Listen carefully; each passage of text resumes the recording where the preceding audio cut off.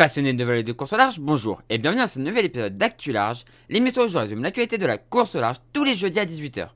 Aujourd'hui, dans un premier temps, on va finir la Transquadra puisque il reste encore des bateaux en mer il y a une semaine, donc on va en parler aujourd'hui. Ensuite, on va parler de la Royal Caribbean 600 qui s'est courue. Il y a encore des bateaux en mer, donc on en reparlera aussi la semaine prochaine, mais on va parler un petit peu de cette course. Et enfin, on fera un point sur l'actualité de l'IMOCA parce qu'il y a pas mal de choses qui se passent en IMOCA, donc on va en parler, voilà. Du coup, je vous rappelle que si vous voulez rien louper des prochaines vidéos, n'hésitez pas à vous abonner et à activer la petite cloche de notification. Et si vous voulez me retrouver live sur Twitch, je suis live tous les jours à partir de 17 h, sauf le mercredi et le samedi. La semaine prochaine, il y a un programme un peu spécial, mais j'en parlerai en stream, donc n'hésitez pas à venir en stream. Le lien de la chaîne Twitch est en description de la vidéo. Et du coup, on commence tout de suite avec la Transquadra. Et on se retrouve pour cette fin de Transquadra, donc avec les deux derniers bateaux qui arrivaient. Donc là, ici, en voilà un. R2D2 qui arrive. Et du coup, le tout dernier, donc R2D2 qui était dans les Lorient double. Et enfin, un Marseille double, je crois, ici. Voilà, Marseille double. Mougli qui arrive. Et qui clôt du coup cette Transquadra. Et donc voilà, tout le monde est arrivé maintenant. Tout le monde est au port depuis le 19 février. Voilà. Donc on se regarde un peu. On avait regardé la semaine dernière les classements. Mais là du coup le classement en termes... le classement de la deuxième étape sans les temps compensés. Donc c'est Sean Rock 5 qui remporte en Marseille double. Suivi par Bidibul, Akuyemia, pardon, Gilolo, OMM, pardon, Alizé Ocean Racing, Milou, Mator 5, Stringan, Marché sur l'eau, Asap, Vega et Sipango. Et enfin Mougli, dernière arrivée, puisque derrière on a chacun son Everest, 5 et Oops qui ont abandonné.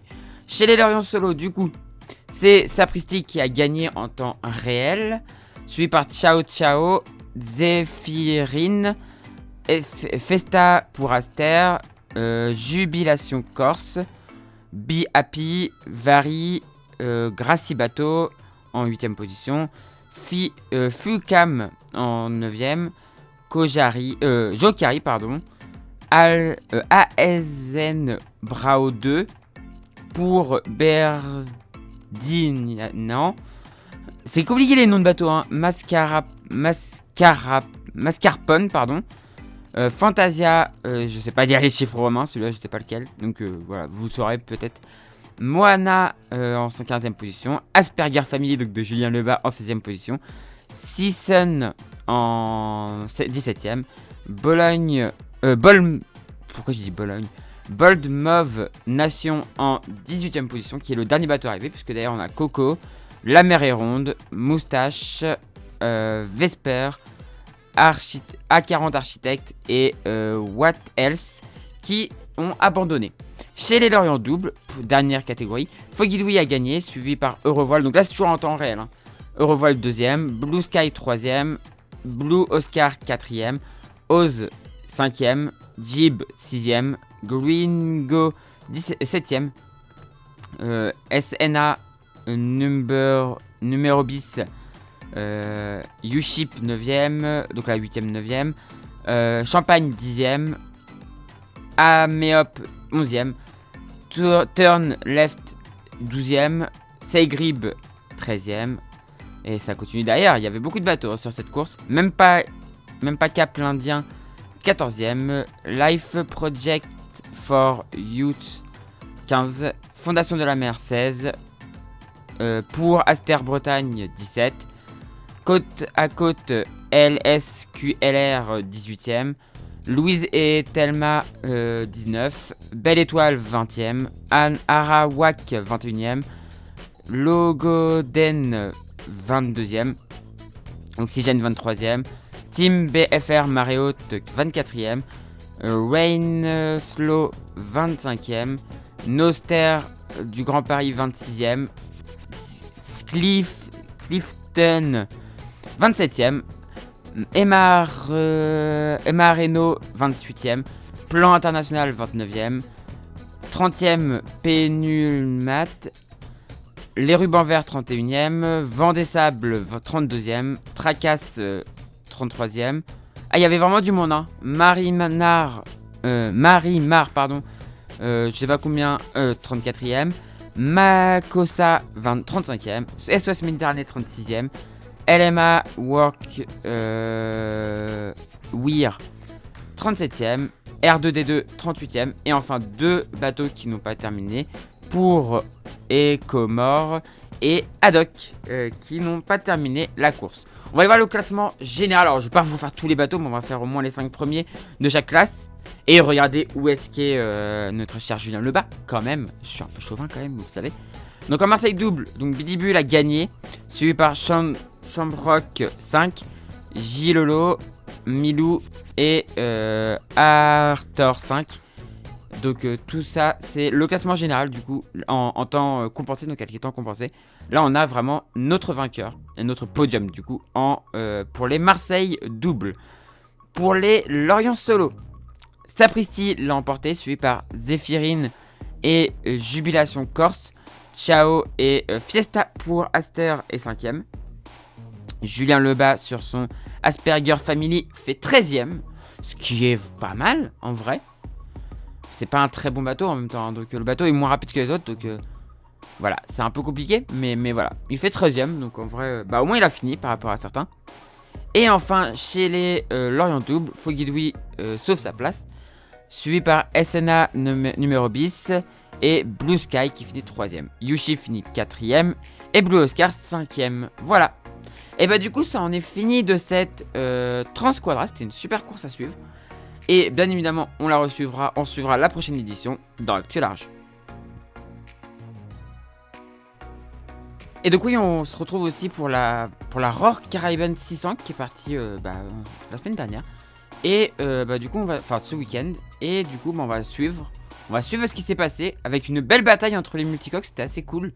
Il y avait pas mal il y avait du beau monde, hein. Il y avait Comanche, il y avait Maserati, il y avait un autre ancien Moto 70 qui est Argo, voilà. Et du coup, il y avait du beau monde. Il y avait aussi un Ocean 50, à savoir GCA 1001 sourire. Donc, il y avait du beau monde sur cette course. Et surtout, il y a eu une très belle bataille, surtout avec la tête entre les deux premiers. Ça s'est fini à pas grand chose. On voit que l'écart quand même, hein, voilà, entre ici. Mais ça s'est joué à pas grand chose entre les deux premiers. La victoire, c'est vraiment pas joué à grand chose. Il y a une photo même où on les voit les uns à côté des autres. C'est assez cool. Et c'est une course qui est pas facile, hein. C'est une course où vraiment, vous voyez, il n'y a pas beaucoup de place entre les. Enfin, il n'y a pas beaucoup de distance entre les bouées. Et donc, c'est une course où il n'y a pas des gros choix stratégiques. Mais il faut être à fond tout le temps, quoi. Il faut vraiment être à fond tout le temps. Et donc là, on voit les deux multicoques qui ont passé la Guadeloupe. Enfin, les trois premiers multicoques. Sachant qu'il y avait aussi le multicoque Ultime Émotion, mais qui était un peu derrière. Qui va un peu moins vite que les deux devant. Hop, ça passe là, ça redescend vers la dernière marque avant d'arriver à l'arrivée. Avec cette arrivée, du coup, comme je disais, assez folle. Les deux premiers là, avec une arrivée complètement folle. Très serrés les uns aux autres. Ça s'est joué, je crois, à moins d'une minute. J'ai cru entendre 40 secondes entre les deux premiers. Et donc voilà, et la suite des bateaux, ça continue à avancer. Alors je vais pas vous faire un classement de tout parce qu'il y a tellement de classes de bateaux que ça prendrait 3 heures. Mais je vous encourage à aller voir par vous-même le classement. On voit qu'il y a des bateaux qui sont très loin derrière. Il y a plein de classes de bateaux. C'est une course du Roar, hein, donc du coup c'est une course où il y a plein de bateaux différents. Donc vous avez des bateaux beaucoup plus longs que d'autres et tout. Donc c'est pour ça que c'est des courses qui sont qui peuvent être des fois un peu compliquées à suivre parce que c'est des courses où quand le premier est arrivé, l'autre est tout dernier est très loin, quoi. Donc c'est des courses assez compliquées à suivre. Ceux qui trouvent que les courses avec 4 classes c'est compliqué à suivre, là c'est encore plus dur. Mais c'est des courses quand même très intéressantes que je vous encourage à suivre. Et on va regarder jusqu'à l'instant T, voir les bateaux qui restent en mer. On va accélérer un petit peu le temps. Hop. Et les bateaux qui passent l'un derrière l'autre, la dernière marque. On voit qu'il y a quand même quelques petites options, hein. Ça se décale de place en place, mais c'est pas non plus, tu peux pas non plus avoir de la grosse option comme tu pourrais avoir sur des courses plus longues, quoi. Mais c'est bien quand même, quoi. Et donc voilà les bateaux qui restent en mer. Le tout dernier bateau, donc qui est Panacea X, est en train de quitter la Guadeloupe. Est en train de passer la pointe de la Guadeloupe bientôt. Et le premier bateau proche de l'arrivée. Le prochain bateau arrivé sera sûrement celui-là. Donc Triple Lindy. Qui sera sûrement le prochain arrivé. C'est sûr que lui, je pense que c'est un abandon. Ah oui, il y a peut-être lui d'abord. Non, peut-être d'abord lui. Et ensuite Triple Lindy qui devrait arriver. Donc du coup à Antigua.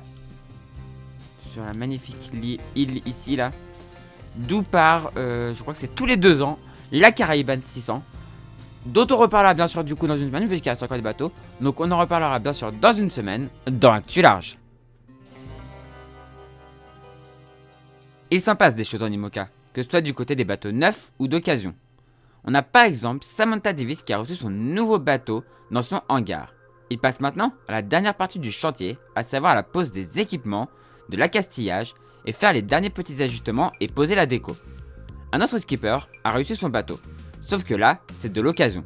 Il s'agit de Benjamin Dutreux qui peut enfin travailler sur son nouveau bateau dans son chantier de Port-Bourgeonnais, après que son bateau ait été convoyé sur le pont d'un autre bateau. Sébastien Marseille, quant à lui, a acheté Compagnie d'Ulysse Gility dans le but de participer au prochain Vendée Globe. Lui n'aura pas à changer de bateau. Nicolas Troussel a re-signé avec Corum l'épargne, un partenariat qui va l'emmener jusqu'au prochain Vendée Globe, où il pourra essayer de prendre sa revanche. Terminons par Christopher Pratt, qui a quitté Charal et qui, d'après les bruits de ponton, ne reprendrait pas Charal 1, car ce serait Justine Métro qui le reprendrait. Christopher, quant à lui, cherche toujours des partenaires pour le prochain Vendée Globe. On voit que ça bouge toujours sur le marché de l'IMOCA, et ce n'est pas pour nous déplaire. On va continuer à suivre ça très attentivement dans Actu Large. Voilà, j'espère que cette vidéo vous a plu. Comme d'habitude, petit appel aux sponsors si vous êtes chef d'entreprise ou si vous connaissez quelqu'un qui est chef d'entreprise ou si vous connaissez quelqu'un qui connaît quelqu'un qui connaît quelqu'un, enfin on s'en fiche, qui est capable, si vous êtes capable ou si la personne que vous connaissez est capable d'accompagner financièrement un skipper, n'hésitez pas, il faut y aller maintenant, il y a des skippers qui cherchent. On a parlé de Christopher Pratt, il y a plusieurs skippers qui cherchent pour partir sur le Vendée Globe.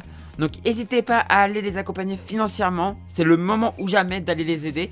Vous allez voir en plus le Vendée Globe c'est un retour sur investissement qui est génial, donc n'hésitez pas à y aller, vraiment c'est le moment, voilà. Du coup c'est la fin de cette vidéo, si ça vous a plu n'hésitez pas à me mettre un pouce en l'air, à commenter et à partager. Si vous êtes pas abonné à la chaîne, n'hésitez pas à vous abonner pour activer des prochaines vidéos. Et si vous voulez me retrouver en live sur Twitch, comme je vous l'ai dit tout à l'heure, c'est tous les jours à partir de 17h, sauf le mercredi et le jeudi, voilà. Et du coup moi je vous dis à la prochaine pour une prochaine vidéo sur la chaîne Toria ou pour un live sur Twitch. Et du coup ciao tout le monde, ciao ciao ciao.